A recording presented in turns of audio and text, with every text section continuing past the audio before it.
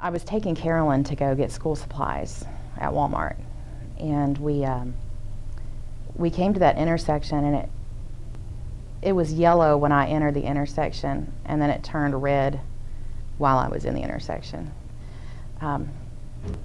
There was another vehicle in the turn lane going to be turning west on 190, and the car on the other side of him, I saw him coming, and I tried to swerve to move out of the way. This car T-boned right on the door. Right, Carolyn was sitting in the front seat, buckled in. We were both buckled in, and he hit the back seat. Yeah, he hit the back door right by the fuel tank. And you know, we felt the impact.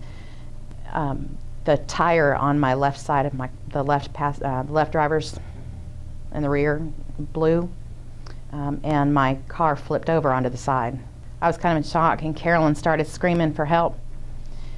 Before we knew it, this two people had come up to the car, and God bless them for coming up, because they didn't know what they were going to find when they looked in. And one lady came up, and she was asking me if I was okay, and I was concerned because I know where we got hit, and I knew where the gas tank was. And I asked her if she could just reach in and turn off the car. So she reached in underneath me, and I'm hanging upside down. Carolyn's hanging upside down by our seatbelts. And she turned off the car. And then this gentleman, I don't know who he is. I would love to find this man. He asked if he wanted me to unbuckle Carolyn. And I didn't feel that she was really hurt at that time, because she was wiggling and, you know, kind of hollering. And I know she wanted to get out. She was pretty scared. He lay down on his back on top of the broken glass, and both of the windows on Carolyn's side of the car were broken out. He reached in with his left hand, with his right hand, or no, maybe his left hand, and pushed Carolyn up. And with his right hand, he unbuckled the seat belt and lowered her down. And you know, the car's upside down, so you know, on the roof of the car, there's just all this broken glass from the windows. This man, what did he tell you, Carolyn? He told me to crawl out of my window and climb over him. And so I wouldn't get cut or get burned any more than I was. The pavement was hot, and on a hot Texas heat in the middle of the day, and he lay down.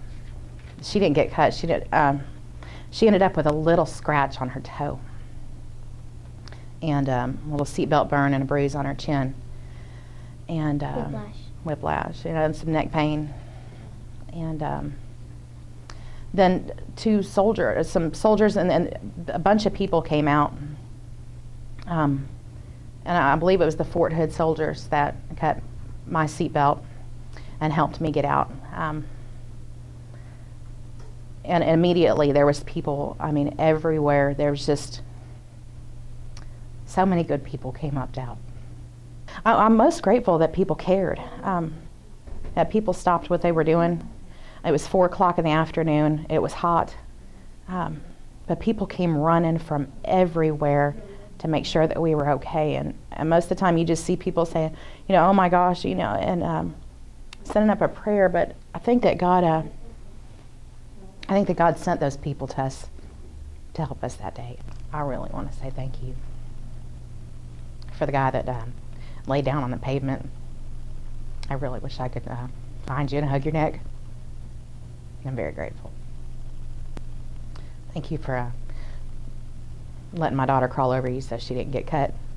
Thank you for being a gentleman and for your chivalry. And for the lady that reached in and turned my car off.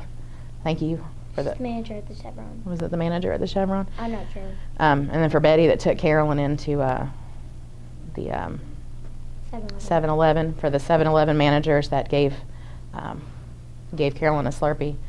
I just gave her some, you know, comfort and took care of her. For the people that took care of my daughter while I was really hurt, and we were really scared.